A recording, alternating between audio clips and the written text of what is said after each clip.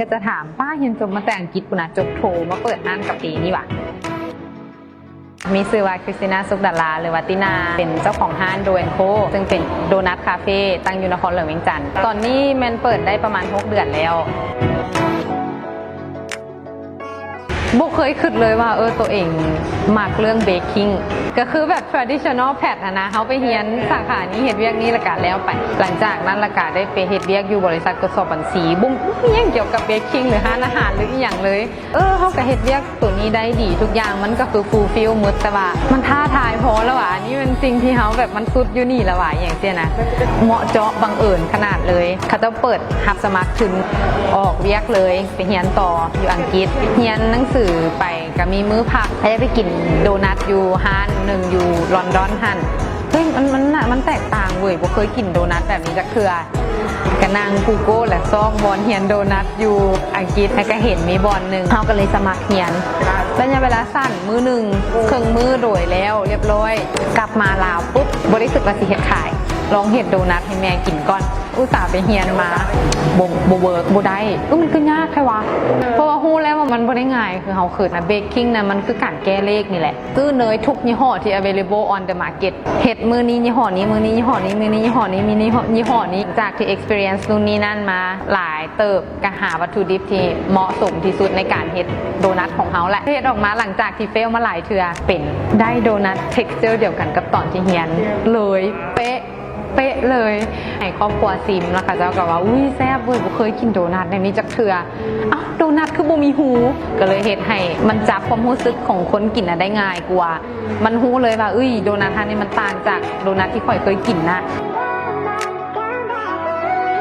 ก่อนหน้าสิเปิดร้านโดนโคนี่เฮาเฮ็ดโดนัทขายอยู่แล้วก็คือลูกค้าออเดอร์มาแล้วเฮาก็ขายตามเพจออนไลน์ก่อนขายออนไลน์ได้ปีหนึ่งเฮาก็เลยตัดสินใจว่าเฮาอยากเปิดร้านแล้วแต่ว่าร้านบ่อยากเปิดให้มันเป็นร้านคือร้านคาเฟ่ทั่วไปแล้วตอนที่เริ่มต้นเฮ็ดร้านนี้ครอบครัวจะบอกว่าบ่ต้องเฮ็ดอีหยังขนาดนี้ก็ได้ว่าเฮาใหญ่อยู่บ้านนี้จุดนี้ควรสิเป็นแบบ community area บอนหนึ่งเฮ็ดให้คนอยู่แถบนี้นะรู้จักกันหลายขึ้นเฮาอยากให้ building ตัวนี้เป็นตัวอย่างของ thinking process ที่มาจากการดีไซน์ให้คนเห็นความสำคัญของการดีไซน์หลายกว่าที่เป็นการออกแบบอันใดอันหนึ่งที่งามๆเท่านั้นไปรู้จักกับอาร์คิเทคเตอร์ผู้หนึ่งที่ว่าสามารถตอบโจทย์ความคิดของเฮาได้เนาะมันคุ้มนะเขาเจ้าคิดเผื่อเฮาแล้วว่าคนที่นั่งอยู่ในนี่นะมันต้องได้ experience อย่าง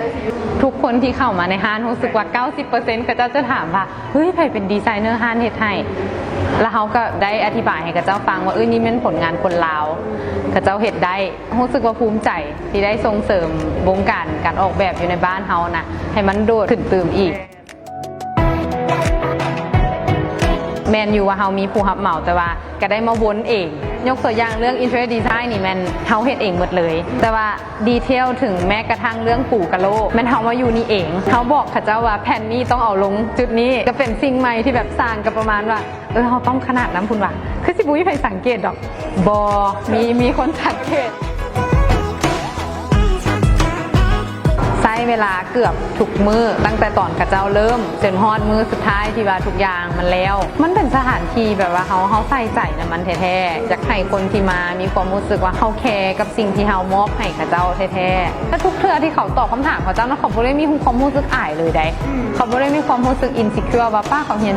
จบโทมาแต่อังกฤษนะแล้วเขามาเห็นสิ่งนี้แต่กลับเป็นสิ่งที่เขาสามารถตอบตัวเองได้เลยว่าเขาเป็นสิ่งที่เขาอยากเห็นแท้ๆเฮ็ดอาหารเมนูใหม่ๆพนักงานมาเมื่อซิมน้ำกันดูอันนี้มันสิ่งที่เจ้าคิดอยากให้ลูกค้ากินละบะเขาพยายามให้กับเจ้าคิดมาการที่กับเจ้ามาเฮ็ดเวียกอยู่ห้านเขานะโบเมนเฮ็ดแล้วกันแล้วและอาชีพกับเจ้านั้นมีคุณค่า